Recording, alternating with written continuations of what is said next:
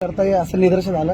आपण देखील या टीम मध्ये सहभागी व्हाल. नेक्स्ट टाइम जेव्हा तुम्ही टुर्नामेंट घ्याल आणि खास करून महाराष्ट्राच्या राजकीय क्षेत्रामध्ये असणाऱ्या सर्व लोकांना एकत्रित करून तुम्ही जर टुर्नामेंट घेतलं तर त्याच्यामध्ये नक्कीच तिथे खेळ. आणि झालं असं आहे की मराठी मीडिया अतिशय हुशार आणि नेहमी गुगली टाकणारी मीडिया त्या ठिकाणी असल्यामुळे अनेक वेळा तुम्हाला समोर गेल्यानंतर गुगली कशी खेळायची हे मला तिथे कळालं आहे. त्यामुळे माझ्या राजकीय चरणघडणीमध्ये मीडिया सुद्धा खूप मोठा रोल आहे. आता गुगली खेळू शकतो. त्यामुळे टुर्नामेंट जेव्हा होईल तेव्हा राजकीय दृष्टिकोनातून जे काय खेळायचं असेल तिथे खेळेल. पण खेळताना क्रिकेट कसं खेळलं पाहिजे तसं खेळेल.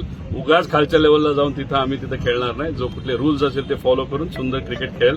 पण तुम्हाला परत एकदा मी अभिनंदन. दादा राजकीय दादांच्या टीममधून खेळणार का? मी एकच तुम्हाला सांगतो, ज्या पद्धतीने माझी चरणगणना राजकारणामध्ये सुरू आहे, ज्या दिशेने त्या ठिकाणी चालवलं, जो संघर्ष आम्ही सर्वजण करत आहोत, कारण का प्रॅक्टिस केल्याशिवाय आपण चांगलं क्रिकेट खेळू शकत नाही. माझी प्रॅक्टिस बऱ्यापैकी तिथं झालेली आहे.